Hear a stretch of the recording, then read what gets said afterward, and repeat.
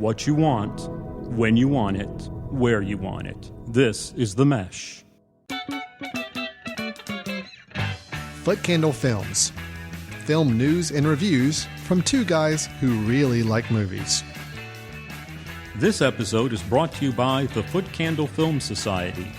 For a schedule of upcoming screenings and membership information, visit the Society's website at www.footcandle.org. Hello, good afternoon. Welcome to Footcandle Films here on themesh.tv. My name is Alan.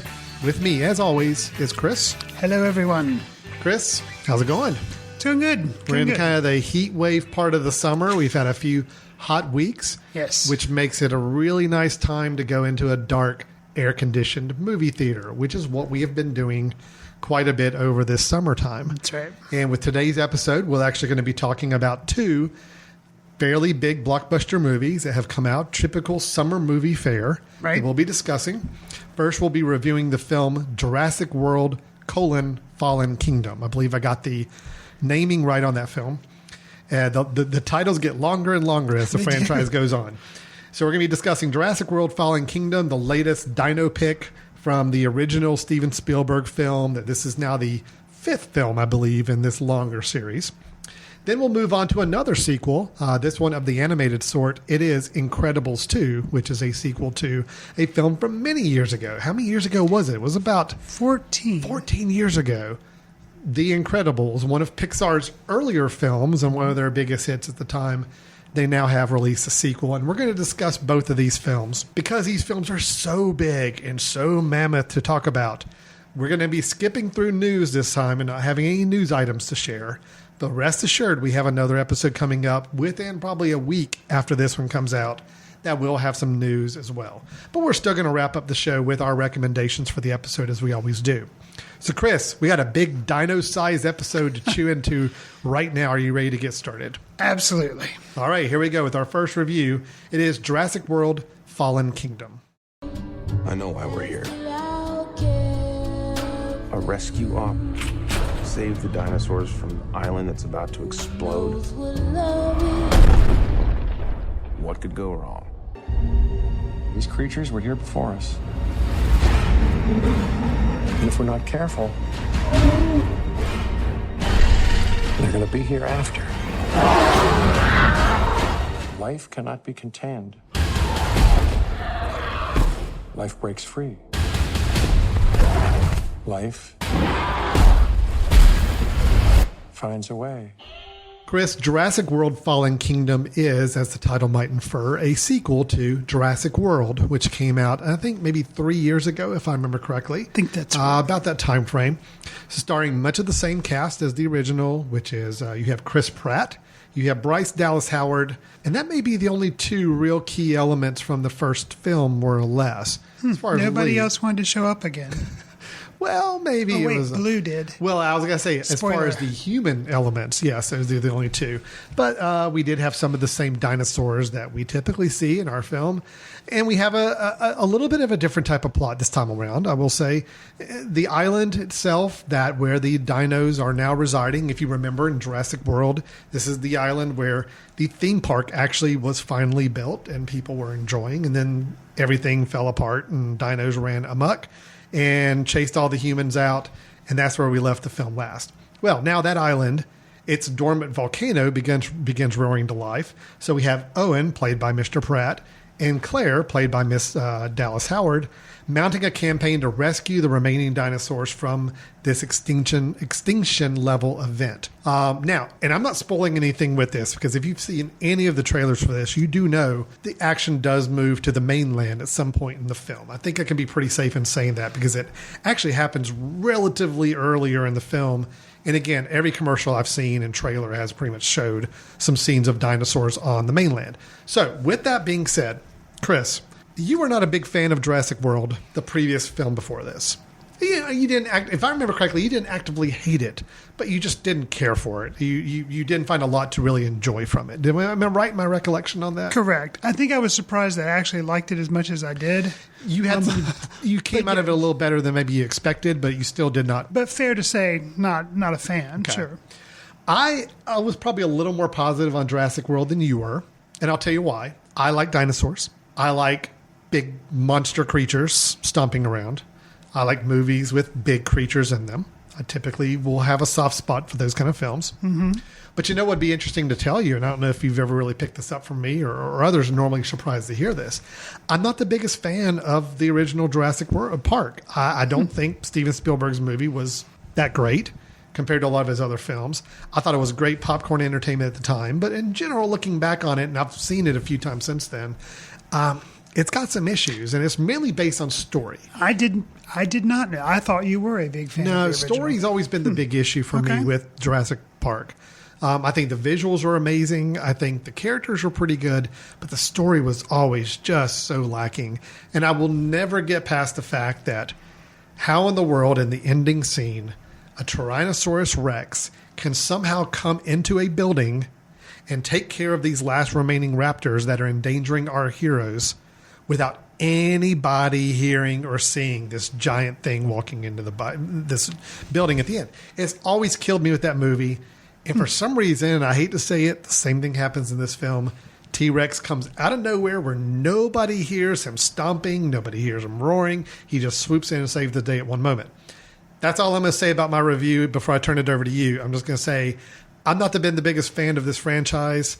It's had some issues for me, although I thought Jurassic World was kind of fun in some parts. How did you perceive this latest version of the dinosaur romp that we have in front of us? I mean, if I seemed maybe a little lukewarm on Jurassic World, I am like Arctic cold on Jurassic World Fallen Kingdom. Okay. I just don't understand why it didn't work. I'm kind of confused. Okay. Maybe it's because special effects don't hold my attention anymore. You've got to have more than just special effects. Like, back when the original Jurassic Park came out, maybe just the fact that they could have dinosaurs on screen that looked somewhat realistic. And you're like, oh, yeah, those are really cool, kind of lifelike. Mm-hmm. Well, I don't think many people are impressed by that anymore. Maybe younger children, like 4 or 5 year olds. Maybe they. I'm not even sure they are, just because there's so much content with high animation value and quality that it's just. And everywhere. even if you were impressed by that, you saw it 3 years ago with Jurassic World. Yes. So I found myself being really bored by this film, and also I will admit I had some expectations, even though I didn't like the previous one. The fellow who directed this, Jay Bayona, he has done some films that I have liked. He did The Orphanage, which had, it was a subtitled film about, kind of a horror film about, hey, you guessed it, an orphanage. Mm-hmm. And that was really good, and I liked it. And it had definitely a look and a stylistic choices that were made in it, and I really liked it. So coming into Jurassic World, Fallen Kingdom, one of the selling points was, hey, they've got this director in. Oh, interesting. Maybe he's going to put kind of his own little spin on it, which some of the things that I don't like about the film, maybe it's because he was trying to make it odd. Because some things in this film, there's some odd choices that I think maybe if he'd had more free reign or had run with it more, it would have worked better. You mentioned at one point, the film does leave the island. And the way it kind of has a haunted house kind of motif or some weird stuff going on. It tries to. Mad scientist stuff. Yeah, that doesn't really work. And I think this director, Bayona, is capable of making a film work. So I'm not sure if it was just script or studio. It is not his actors. I love Chris Pratt. I like him in the Guardians films. I liked him on Parks and Rec.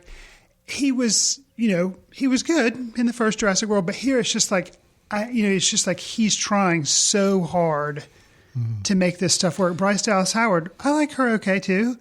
And I just don't think, if anything, her character has the most thankless role in this. Because let me just distill the plot. As you gave a setup, and your setup was great. Oh, thank you. But, hey, you're good. But, basically leave island because island's infested with dinosaurs. Oh, and they're, killing everything, killing people so they get everybody off. Oh, now we want to go save the dinosaurs. And I kind of don't get it. I just kind of don't let them have their island. Eventually they'll die off or whatever, and that'll be that. Oh, there's a volcano. Well, that's too bad. But, it's just kind of like, I don't understand how now they've become the PETA experts of trying to save the dinosaurs. It's like, it doesn't really make any sense. You saved them, but then what's going to happen to them? Are they going to get off the island and come kill you? It doesn't make any sense. And I love Jeff Goldblum. He was in the original.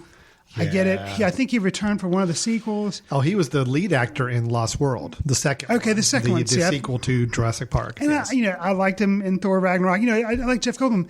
I like the fact that he's still making money. I like the fact that he gets a paycheck. But this is just, other than just blatant, dumb fan service, there's no reason. I mean, did he shoot his portion over a lunch hour of Thor Ragnarok? Like, he's like, okay, I've got an hour, slides into this set, sits in a courtroom and says like maybe 2 paragraphs worth of lines, and then slides back. He's like, okay, lunchtime's over. The 2 times we see him, it's in 2 completely different parts of the film, but he's in the same chair, same courtroom, wearing the same clothes.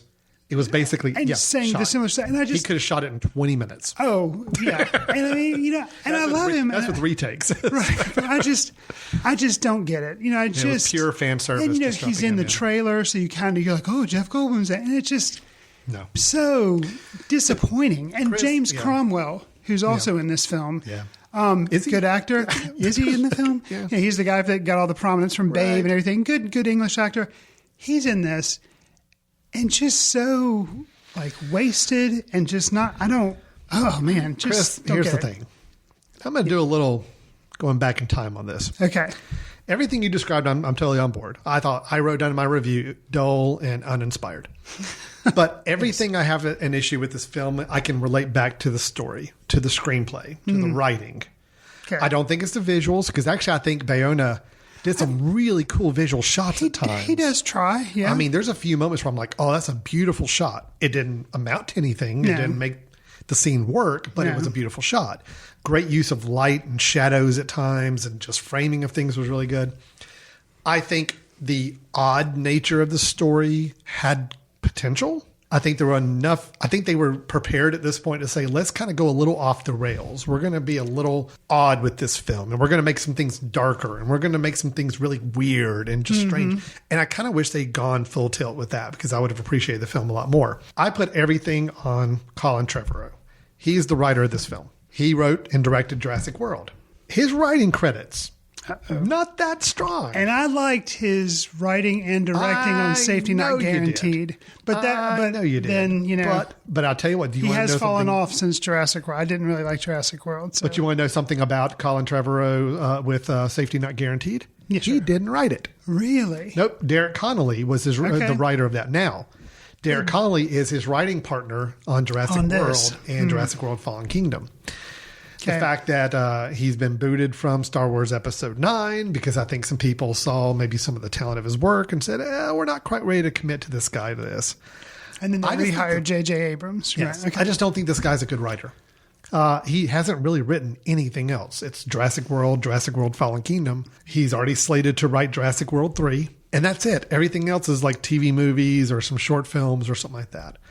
I just think the guy just doesn't know how to write a good, tight script that works. I'm with you. I think the actors are fine in this film. I think the visuals are good in many places. But there was just no...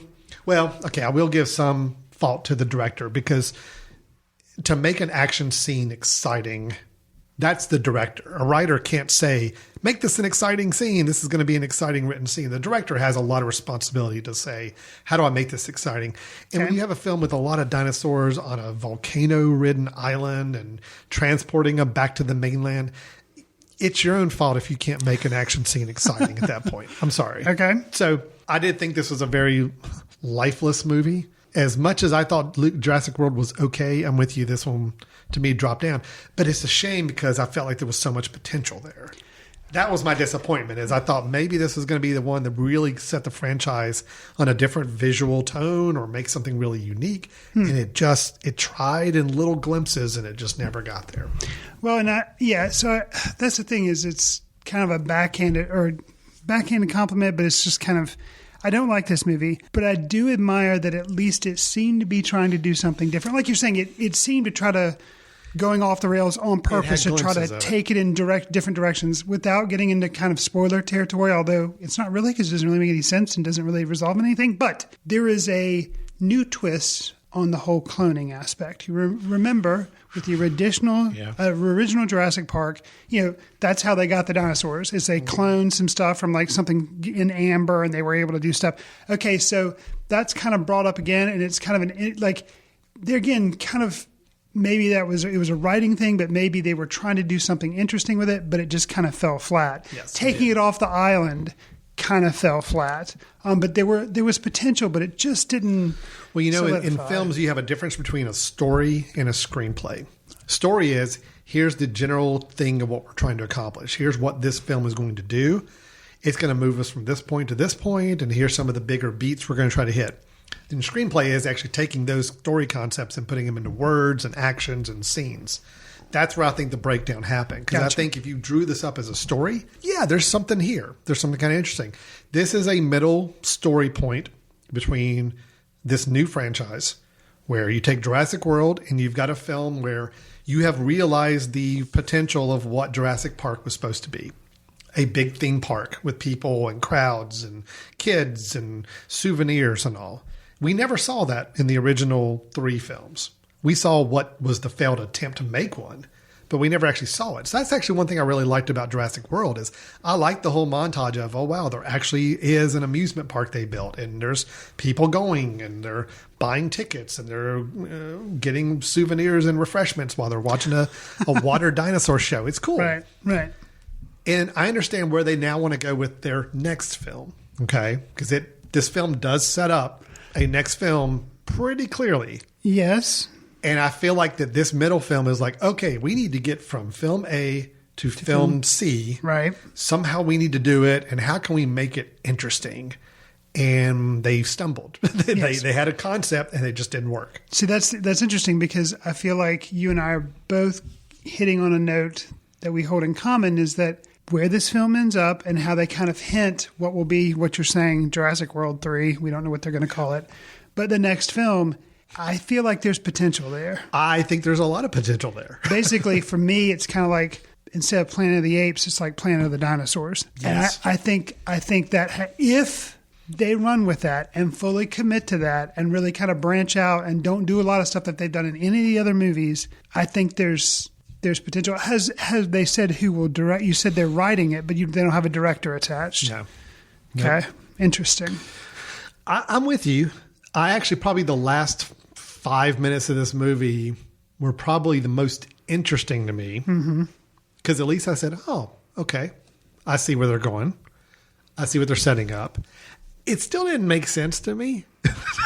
No, maybe more of a spoilery thing. Very little in this movie made sense. And I can do this without spoiling.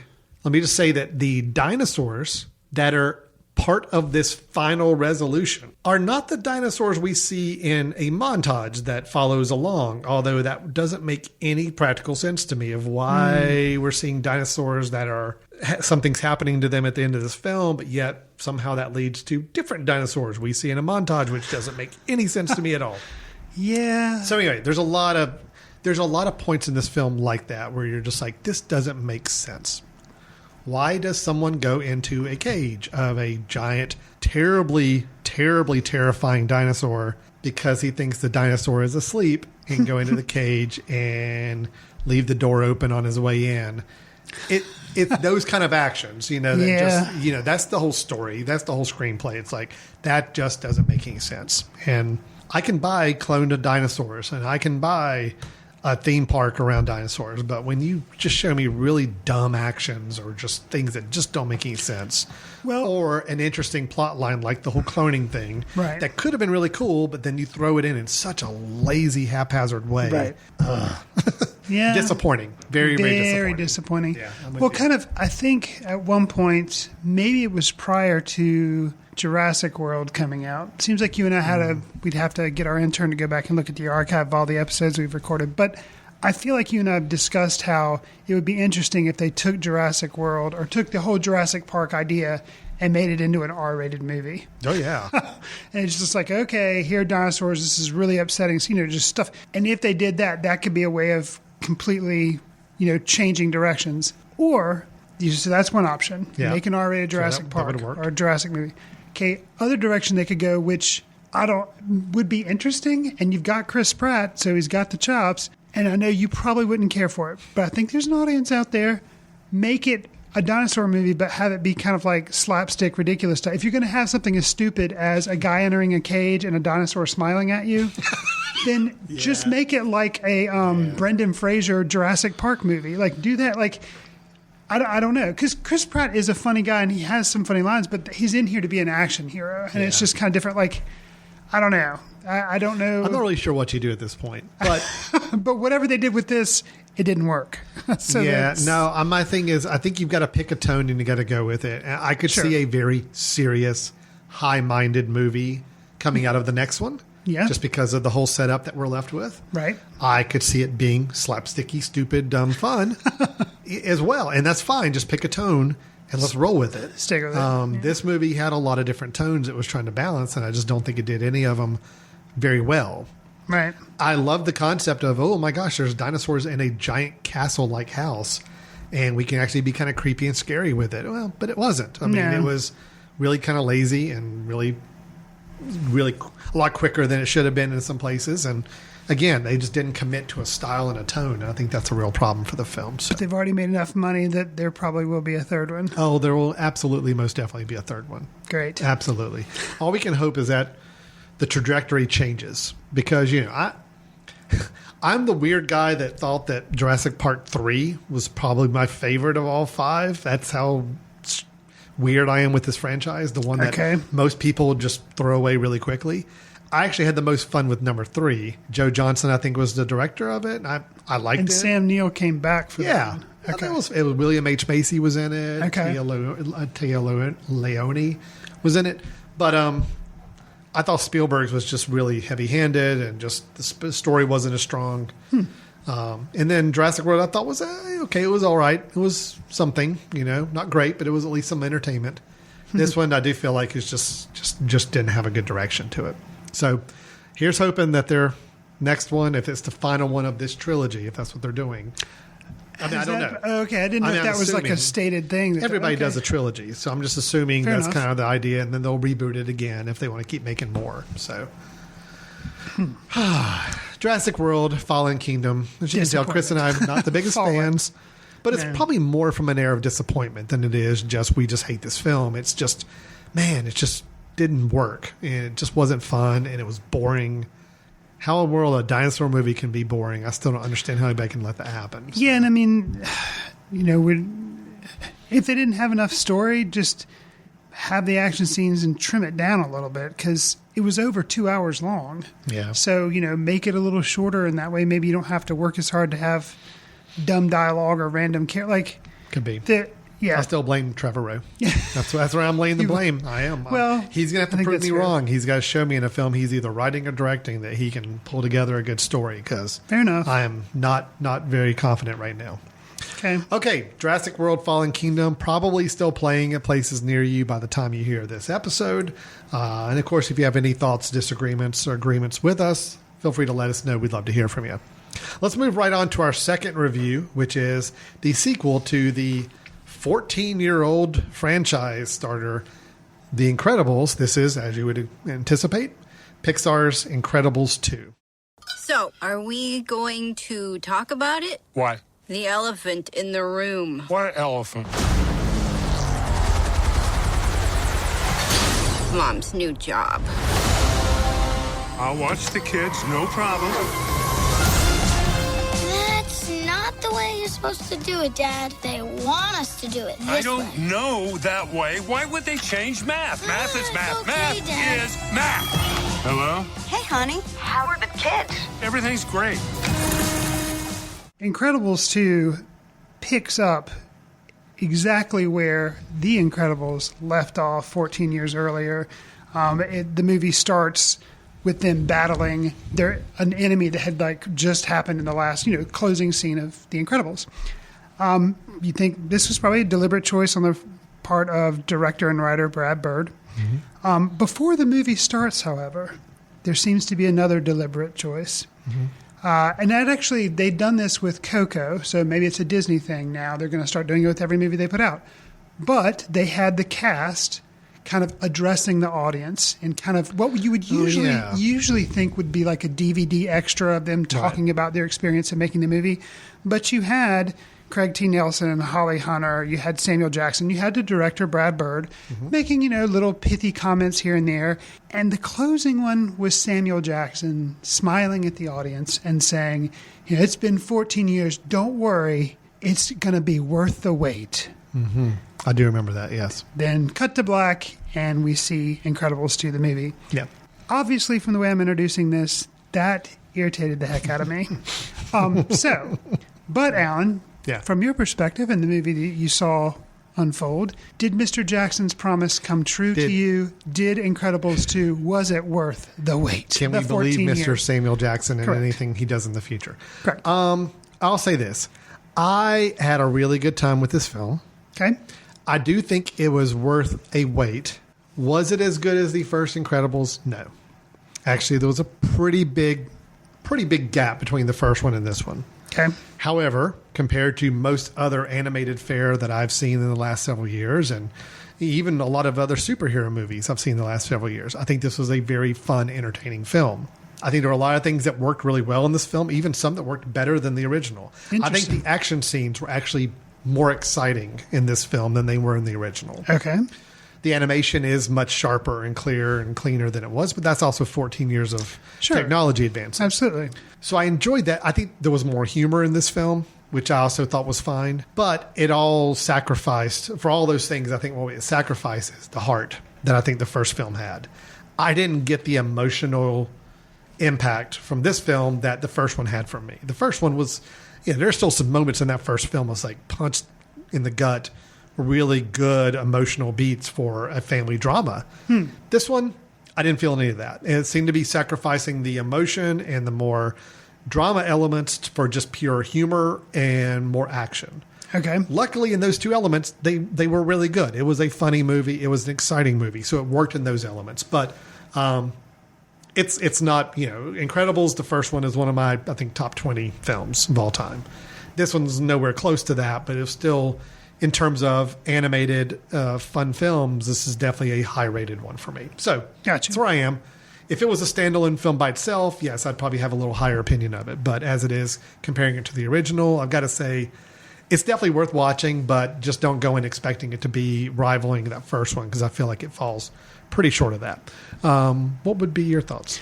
Well, worth the wait, Mr. Jackson? I'm not sure. I don't know that I was really waiting for it. Yeah. I liked the first Incredibles, but it's not like basically you're saying top tier film for you. Absolutely. Definitely top tier Pixar, top tier animated. I liked it, but I liked it. Yeah. So this one, it was easy to live up to the Incredibles for me because you didn't have it as the highest, right? Yeah. I will say. There's several things. I admired the fact that it picked up right where the other one left off. Yeah, I did too. And it stayed back in the time period that the first one was set up. So I found several things that I was kind of surprised at that I admired that they stuck with that instead of trying to then advance it to a theme that they could. Although the theme of the evil person in this is the screen slaver. You could say that is some type echoing now that we're all tied to our tablets or tied to our phones. It was kind of an odd villain to have in what's a kind of a pseudo 60s time period, though. But TV is coming around. So true. TV was starting to come around, so I guess it was still relevant at the time, but it's definitely a villain that would have worked so much stronger in a modern day setup. Right. But I'm with you on that. I'm glad they didn't try to modernize this more. Right. I like the time period that they're in. I also was impressed that they introduced two people whose voice work I thought was as strong as the voice work in the original. Granted, you have the returning characters of Craig T. Nelson and Holly Hunter and Sarah Vowell, who all do really good jobs as Mr. Incredible, Mrs. Incredible, or Elastigirl, however you want to characterize them. The mom and dad superhero, and then Sarah Vowell, who plays Violet, all really strong. They all return. But for me, the two new characters of Bob Odenkirk and Catherine Keener, they play a brother and sister that basically they're trying to make superheroes legal. That's their big thing. They want to work with the Incredibles and because they're outlawed in the first film. They still kind of are here, I guess, and they try to legalize them or whatever. So Evelyn Endeavor and what was the other guys? Oh, Winston Dever. So those are the two people that are voiced by Odenkirk and Keener. And I really liked their voice work. I thought they did a really good job. It wasn't, I mean, I guess for some people it could be distracting to have Better Call Saul be in this. I didn't think it wasn't. He's not such a recognizable voice. I think it just pulls you out of the film. So, of course, they did make him look pretty similar to his real self as a cartoon. But yeah, he was good. Another strength too, which often you and I come down on films for, you make a movie, you see what works with audiences. So when you have your second movie, you ramp up whatever seemed to really connect with audiences in first movie, and you do it so that people really are irritated or don't like it. It really gets on everybody's nerves. Jack Sparrow, first Pirates of the Caribbean, great movie. So what do? They take his character and then just dial him to 10,000. The main character in the rest of the sequels, and it just kills it, drives it on the ground. So with the Incredibles movie, people liked Jack the baby. In that movie, the baby. People also liked Edna Mode. Mm-hmm.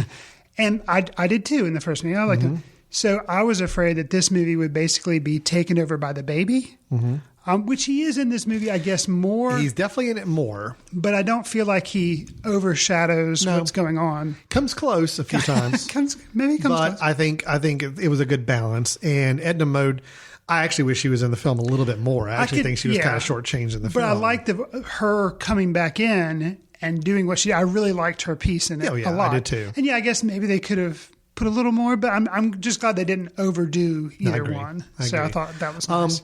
And there's a scene, speaking of Jack the baby, there's a scene that if you had told me that this scene was going to be in the film. Oh, I know what you're talking about. And I would have rolled my eyes and said, okay, yeah, I'm not going to like this. And when it started, I didn't like it. It's Jack has a little side adventure at one point, kind of a scene that got howls of laughter from the audience. Yeah. I grew to like it as it went on because it got kind of ridiculous and it was kind of fun when it got really ridiculous. Sure. But when it started, I said, okay, this is not the direction I want this film to go. Because it turns into almost a Looney Tunes type of sequence. Absolutely. For a while. And see, that's what I was afraid the entire film was going to be. I'm glad they kept it to like a 4-minute sequence. Right. And it was, I will say it was funny. The more by the end of it, I was laughing and thought, yeah, okay, this was funny. I'm glad they put it in there. But it worried me for a little bit. But luckily they kind of kept on the same path with the rest of the film. This very much the same style as the first movie. So I'm with you on that. I think the elements they wove in were good. I liked the introduction of some different superheroes too. There was this moment where they have a kind of a new team that's being put together and you get to meet them. Some of them are pretty interesting. I think visually they do some interesting things with their powers. A couple of them are kind of ridiculous and they're meant to be ridiculous. Right. I thought giving a little more variety to the superpowers was fun.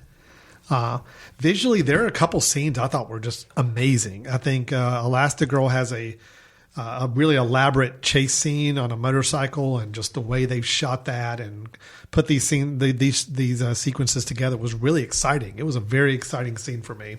And but my favorite scene, the one I want to see again, is there's a scene in some sort of cage, electrical cage with light flashing. Mm-hmm.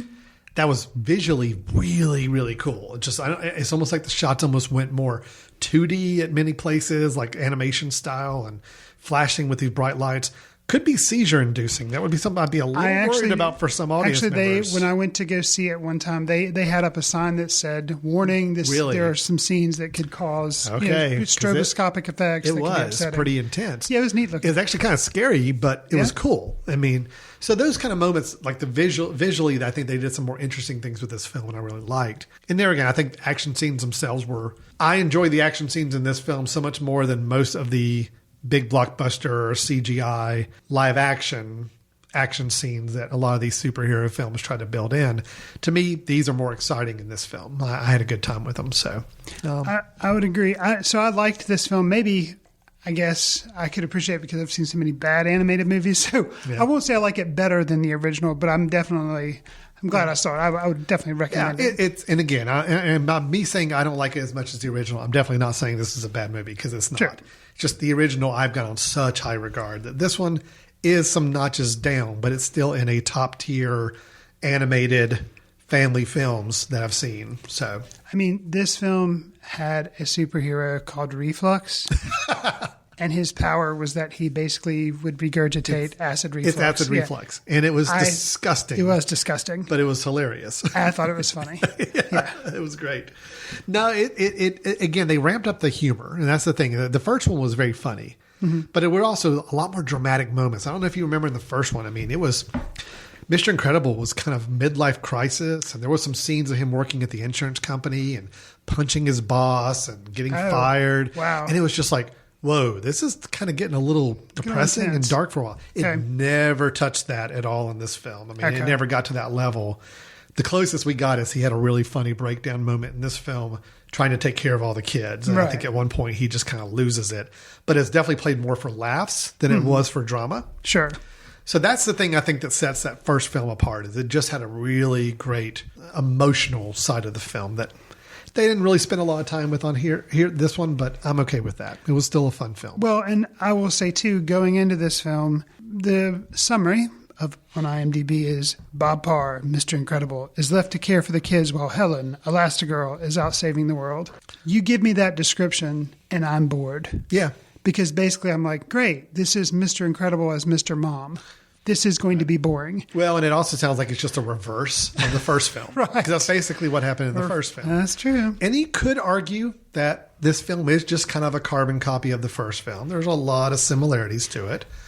But I think they kept it interesting enough. I think it was just different enough to keep it exciting. If you sit and dwell on it too much, you start to think about it. Yeah, there's a lot of similarities to the first one, the story-wise and all. But there's a thing that's supposed to be kind of with the villain reveal, there's something that I felt like rang a little bit had too many echoes from the first film, kind of, that I was a little let down. But okay, we're talking about echoes from previous films. You think of Jurassic World, Fallen Kingdom. Had to be sure I got it right.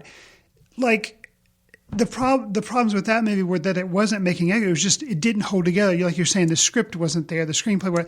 This, even though there are echoes, that's not a holdback because the direction was there. The characters are interesting. The story does work. You know, it's not a distraction. But if you really nitpick it, you could say, okay, you could find some faults. But again, I don't think it's enough to say people shouldn't see this film. Oh, no, definitely not. It's good. Very fun and very exciting. Very great for the family. All my kids loved it. You know, my 16-year-old, this was the first Incredibles was one of the first movies he remembered seeing when he was a little kid. Okay. To the point where he had scenes memorized where he could do a word for word recitation of those lines perfectly. Wow. So it was really fun to go take him and my other son to go see this. Sure. And he had such a good time with it. So it was everybody has fun. That's the key with this movie. I think everybody had a good time with it. So it's good. Do we want to say anything really quick about the short film that played beforehand? Alan, let's say something about the short film that played beforehand. I thought that was going to maybe sneak up and be your recommendation, but I guess no, it's not. No, I do think we ought to at least mention the short film. Oh, I'll mention it. Every Pixar film typically has a short film that plays before, and it's normally something cute and fun or sad or emotional, pull at the heartstrings type of thing. Or unfortunately, in the case of Coco, shamelessly shilling Frozen 2. Well, I never saw Coco. Coco worth seeing. Short that came before Coco, not so much. Well, that's why I'll watch it online because I don't have to sit through the shorts. There you go. But this one did have a short film called Bao, BAO, about a couple and a mother who makes a dumpling. Yep. That comes to life. Yep. And she basically takes care of the dumpling and watches the dumpling grow. Yes. And pretty much that's where I need to stop without spoiling this thing. I will just say, Chris, that there are not many moments in film that shock me. Oh, yeah. Or the audience around me. Oh, yeah. But there was a moment in this film where I honestly, everyone gasped. Well, sure. To the point where my wife and I both looked at each other like, oh my, what just happened? Suffice it to say, the film ends on a very positive, emotional note. Right. It had all the members of my family in tears at the end. Yeah. But man, to throw a really interesting curveball into a short film, this one pulled it off. I mean, and it's a shocking moment, but then you see context and you're like, oh, I get it. Once you get it. once you get the context. It makes sense. But there's about a 30-second gap of time where you're just like, what just happened? So, yeah. Well, okay, So I've really liked this short film. Yeah. I really like this short film. I guess without spoiling anything, I can't go into why. But I really liked it. And I will say one thing that actually elevates it, I'd have to go back and watch the countless short films that have come before the Pixar movies. It is, I'm going to wager to say, it might be my favorite short that I have ever seen before a Pixar movie. Not my favorite short ever. Yeah. But just because of what it did, the mere fact that it was kind of shocking there for a brief moment, but then ended, and I was kind of a basket case at the ending. It's tough, especially as a parent. Yeah. It's a tough movie. It's a tough short film, but it hits in the right places.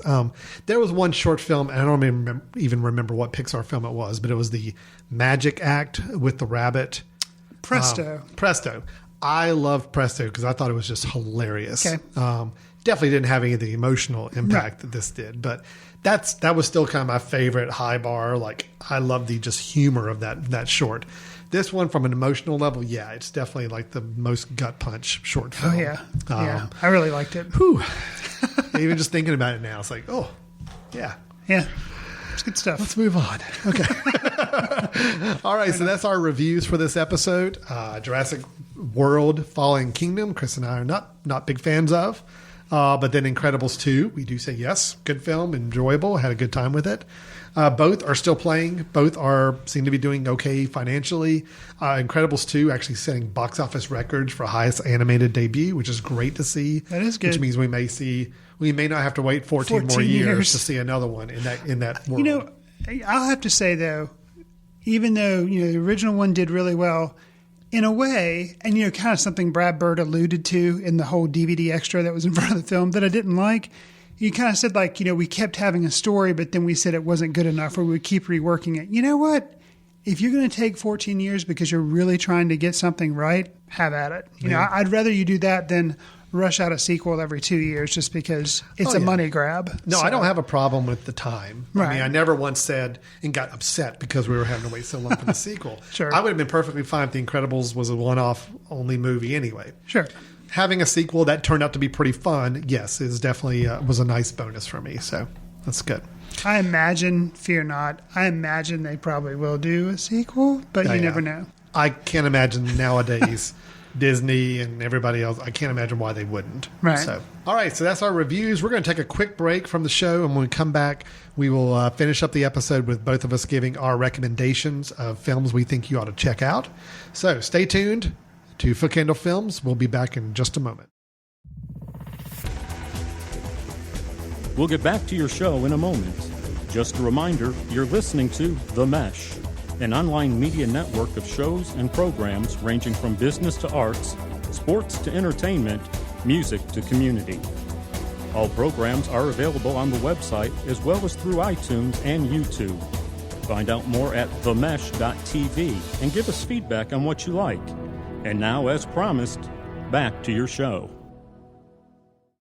Welcome back to Footcandle Films here on themesh.tv. Again, my name is Alan, and with me is Chris. And we just finished our reviews of Jurassic Park, Fallen Kingdom, as well as Incredibles 2. Now, before we get to the last portion of the show, and yes, we are skipping through news at this time, but like I mentioned at the top of the show, we do have another episode coming out pretty soon after this one. We're going to be doubling up a little bit just to kind of get us back on schedule. And in that next episode, we will have a little more movie news to share with you. But before we get to our recommendations, I did just want to pass along a few pieces of information. First off, you are listening to this podcast through themesh.tv, which is the name of the network that we are featured on. Themesh.tv is the website address as well. So it's THEMESH.TV. That's where you can find both this show and you can find a lot of other podcasts that our network puts together. Now, a podcast is simply a audio program or can be a video program, but instead of you going onto a website and listening to the next episode and trying to wait and find out when that's happening, you can actually subscribe to it, which means that your podcast player of choice, whether it be iTunes on your iPhone, whether it be Google Play or any other mechanism for playing these programs, you can subscribe to a show, and therefore you are automatically going to get the latest episode downloaded to your device. So we do encourage you to subscribe to this show or other shows on the Mesh Network that you might find interesting.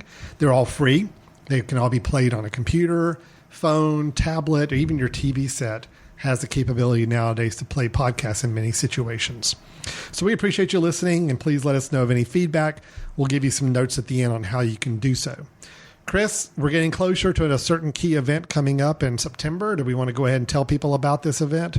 You're looking at me curiously like you don't know what I'm talking about. What would that be? Halloween's around the corner at that point. It's Labor Day. Let's go ahead and talk about Labor Day. Labor Day. No, the film festival, the Footcandle Film Festival. We do it every year. This will be our 4th one, September 28th through the 30th. It's going to be a good one. Al and I are putting the final touches on our schedule and the movies that we're going to have. That will be going up shortly. We'll somehow provide a link on either the Film Society page.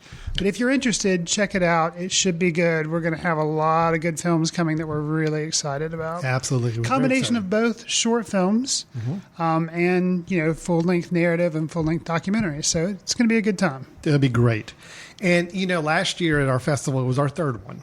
Sure. And I was trying to think, what trilogy of films is there in the history where the films got better with each film that was made? I couldn't think of one. I mean, I really think the model is either you start high and just see a good drop off, or I've seen some trilogies where maybe the second film is the better one, but then it still drops off by the third. It's trying to kind of equate us to a ongoing saga or ongoing film series of some sort for our 4th one.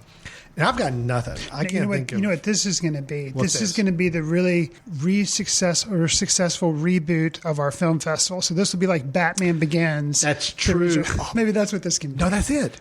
But that would have meant last year was Batman Forever, which I didn't think was really that scary. good. All of our festivals have been great. They have been. This one's going to be even better. We don't have a film series to compare against where every film's gotten better each time it goes. This could be the Rocky IV, which I will say Rocky IV was probably my favorite just because it hit me at the right time. It's a horrible movie, but it still was my favorite just because it hit at the right time for me growing up to go see it. Gotcha. But however you want to look at it, I actually like the Batman Begins. Batman and Robin was the 4th movie. Oh, dear. No. We're not Batman and Robin. So we're not that franchise either. No, we're not that franchise. We don't have a good comparison franchise, I'm afraid.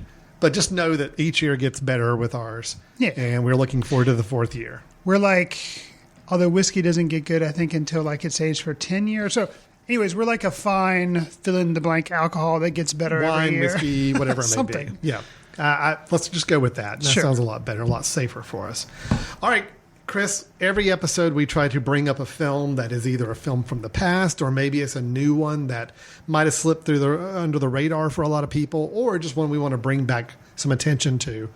Anything under the sun, and more than likely we try to find films that are available online and easy to get to if people want to watch them, like tonight, for example. So, Chris, I'm curious, what film do you have to recommend for us this episode?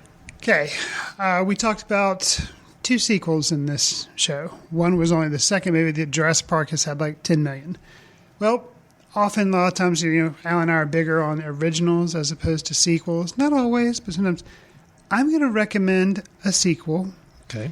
And I would like to throw out there, it is to Hugh Grant what Pulp Fiction was to John Travolta. Oh, I know which one you're going to say. Paddington 2. Yep. Mm-hmm. I saw the original Paddington. It was okay. It was okay. Paddington 2 manages to be one of those instances that you can point to. I think the sequel was better than the original. Okay. It does have the returning cast of Sally Hawkins as the mom of this family, and it has Ben Whishaw doing the voice of Paddington the bear. And maybe it's just because the first one was setting up the whole premise of he's coming from a different, I think, Peru or so. He's somewhere else. He comes to England and he has to get in with this family. He's kind of a fish out of water type tale. So it's kind of the whole setup. Right. Whereas Paddington 2 is nothing but just a story of, hey, Paddington's Aunt Lucy's turning 100. He wants to get a gift for her. Oh, he wants to get this pop-up book for her. Unfortunately, the pop-up book is rare and happens to catch the eye of a criminal, Hugh Grant, who knows that it actually provides a treasure map that he wants to try to get the treasure. So he's kind of competing with Paddington. Mm-hmm. It's really cool. It's fun. It's stylized like a Wes Anderson movie. So imagine if Wes Anderson, you've seen him do Fantastic Mr. Fox. You've seen him do Isle of Dogs. Well, this is much more kid-friendly, so more along the lines of Fantastic Mr. Fox. But imagine him doing a CGI bear movie. Imagine him doing a Paddington movie, and you would get Paddington 2. He did not do this movie. Paul King did it, and he did the first one as well, All right. the director and writer. But I really enjoyed it. Stylistically, there's a lot to enjoy just because of it looks like a Wes Anderson movie, the costumes, the framing. There's a lot, visual jokes that happen. But it's also just kind of a fun time. It's clever. And one of the best parts, supporting role, would be from Mr. Hugh Grant. Yeah, you're not alone in that. He's just really acclaim. Fun. And I had heard, from other podcasts, I've heard like, oh yeah, Hugh Grant's good in Paddington 2. And I was like, okay, whatever. But then I checked it out, and yeah, he's really enjoyable, and he pokes fun at himself too. The fact that he has kind of been out of the limelight, I don't know. I really enjoyed it. And apparently, there's a movie coming up. This would be in the news section, but we're not having one today. Of where he is playing. It's kind of a biography type piece, and he's playing a politician that is ruined by a scandal. You're nodding. Yeah. You've heard. Oh of yeah. this. I was actually going to say as a follow up. It's on Amazon. Okay. And so it's already out or hasn't come out? No, it's come out June 29th. Oh, so wow. it's a 3-episode miniseries. Okay. But it's called A Very English Scandal. And I've heard it's supposed to be it's supposed to be pretty good. So I'm kind of seeing a little bit of a Hugh Grant resurgence in a way, kind of maybe finding a new path for his career where he's kind of got these little more interesting characters and moving away from the the romantic comedy mode. I think he's out of that phase, and he's kind of finding a different phase to clip into. But yeah, Very English Scandal, supposed to be really good. I haven't seen it yet, but it's on the top of my watch list right now. Okay. So I'll have to kind of report back in how that is. But I've heard some really good things about Paddington too. Now, I have not seen either film, either Paddington or the sequel. And honestly, do I need to see the first one to really appreciate the second one? I don't think so. Okay. I mean, he's a talk. The first one I've heard is still pretty good. Oh, it's fine. It's on Netflix. Okay. So, I mean, this could be a double recommendation. Yeah. You can see Paddington. Okay. And the first one has Nicole Kidman in it. So she's in the first one. Okay. It's good, but just this one, something about the mechanics of the book serving as a treasure map. And I mean, honestly, Hugh Grant is just... Was it the same director for both? Do you know? I think so, but Paul I could be King? wrong. Yeah. Paul King was the second one. Okay, yeah. I don't know if he did the first one. I think he did. Yeah, he did. Yeah. Okay. So same director, but maybe just refining the style a little bit and kind of Refining the style. And maybe it's up just the the style. freedom of opening up and having a bigger budget. Not having to worry about an origin story. Right. Origin stories are just very cumbersome. And then there's a little bit too of playfulness and a randomness that actually Wes Anderson maybe doesn't have sometimes, that you wish is more of like a Tim Burton randomness. Okay. There's a band that provides some diegetic music in the first, like you hear music and all of a sudden you'll just go by the street, it'll pan by the street, and there's this street band out there performing. Happens several times in the first one. It was my wife's kind of like favorite thing about the first one. She's like, that's so awesome, but they have that in there. They pop up in the second one as well. I don't know if they do it more than once, but they definitely do it at least once. She's like, oh, there's the band. Like this. So it's, I don't know, it's got a sense of style. And I say, Paddington 3, I'd probably go see it. So can I just make a statement about something that I think is really interesting? So, we use Letterboxd. Yes. Which is the service we do to kind of track all of the films we're watching. And, we kind of, other people can kind of review. We get to see other people's reviews of the film, so on and so forth. Right. So looking through some of the more recent, highly acclaimed films. Gotcha. Films that are the ones that, everybody's kind of talking about, the ones that are, big, Won't You Be My Neighbor? Let's say the Mr. Rogers documentary. Right. And you look at some of these films and some of these that get high ratings. Paddington 2 has got a 4.2 rating. I mean, it's which good. is higher It's than pretty most high. of the critically acclaimed films out right now. Right. Won't You Be My Neighbor, which is supposedly a very, very excellent documentary, is a 4.3. I think that's one of the only films I've seen higher than Paddington 2 right now on an average rating. So I think that's pretty incredible that this film... did okay at the box office. Didn't light the world on fire, but just critics and other people who see it love it. I think that's the thing is that, and the reason I was encouraged is because I'd heard some critics talk about it. And I think in an age of sequels, people just, I don't know, they get kind of numb. And unless it's a superhero movie or a Transformer movie or something like that, they don't really flock to it, maybe. And I guess, Paddington is bigger like in England overseas than it is here. So for whatever reason, not a lot of people saw it, but a lot of people, people were trying to encourage people to go see it. That it was like word of mouth. And now I think it's, now that it's finally out on video and stuff like that, people like me are telling people to check it out. So that's my recommendation is Paddington 2. And if you feel like you need an origin story, see the first one. It's on Netflix. So just for comparison's sake, Phantom Thread, a film that we felt like was an exquisite film, nominated for Best Picture. Didn't win Best Actor. Should have won Best Actor for Daniel Day-Lewis, right? They didn't win Best Actor. No, he did not. 4.1 on Letterboxd. Okay. Paddington 2, 4.2. Wow. So there you go right there. Fair enough. Okay, mine probably doesn't have as critically high a rating online, but it is one that I caught back up with. I've seen it probably 4 times now. Oh. And it is a favorite of mine for more personal reasons as opposed to whether or not it's a really good film. But my son, my youngest son, started playing electric guitar recently. Gotcha. And over the course of just like 6 months has taught himself how to play. He's actually had his first guitar lesson as I'm recording this right now. Awesome. So he and I decided we had to watch a movie together the other night. He's very interested in starting a band at some point. So we watched School of Rock. Gotcha. And School of Rock is one of those films where if you really think about the plot, you really think about kind of the infeasibility of the whole thing, it doesn't really hold up as well from a storytelling standpoint. But I tell you, the energy and the fun of this film make up for it. And I live for the ending performance of this film.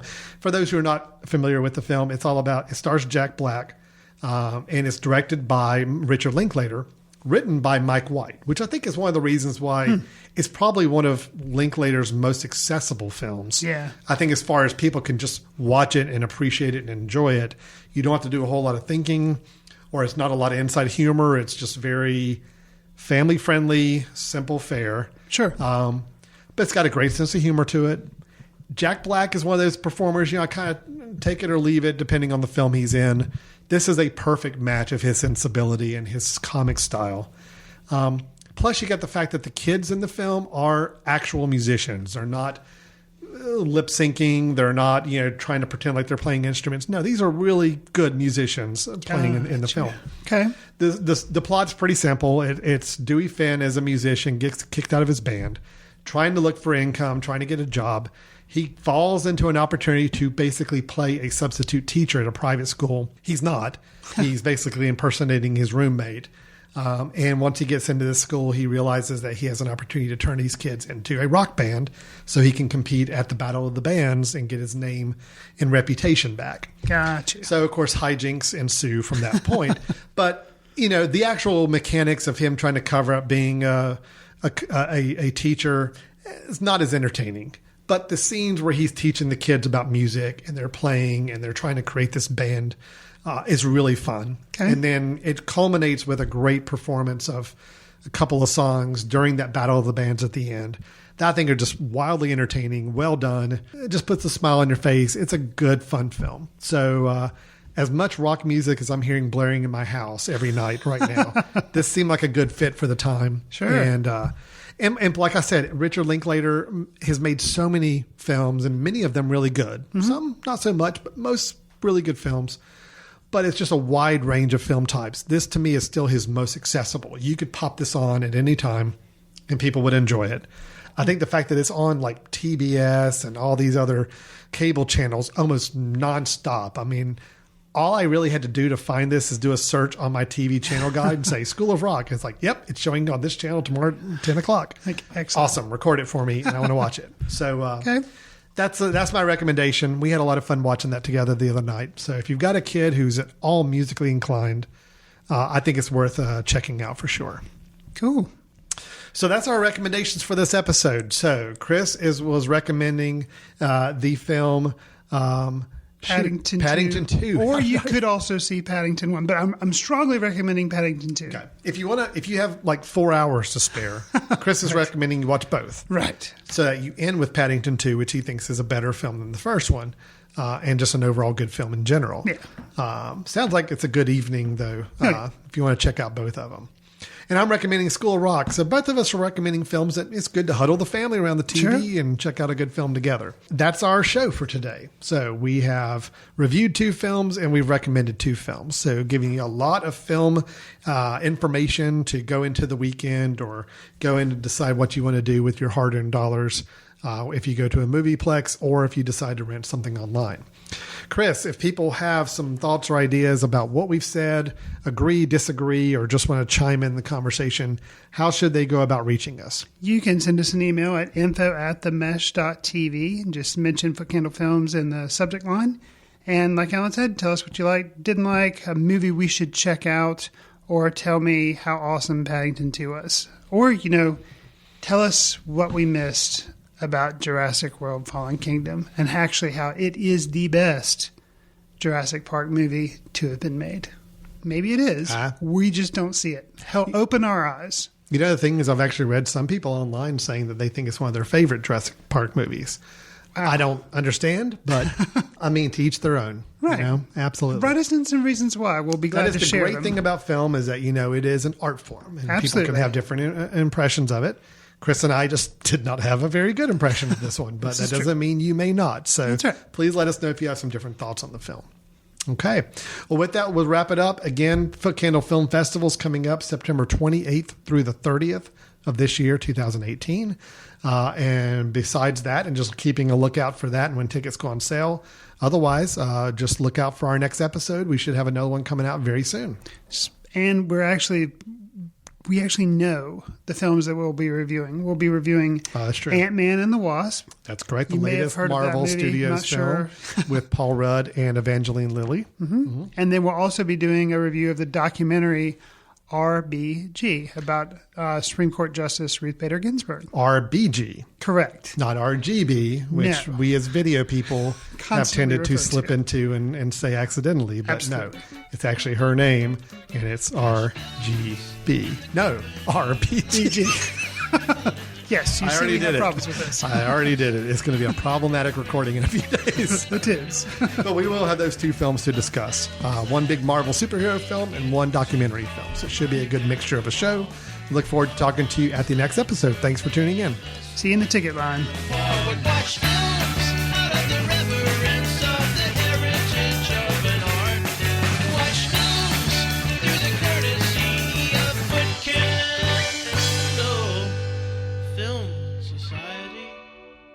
Special thanks to Carpal Tuller for the show theme music. For more about Carpal Tuller, visit www.carpaltuller.com. You've been listening to The Mesh, an online media network of shows and programs ranging from business to arts, sports to entertainment, music to community. All programs are available on the website as well as through iTunes and YouTube. Check us out online at themesh.tv. Discover other network shows and give us feedback on what you just heard.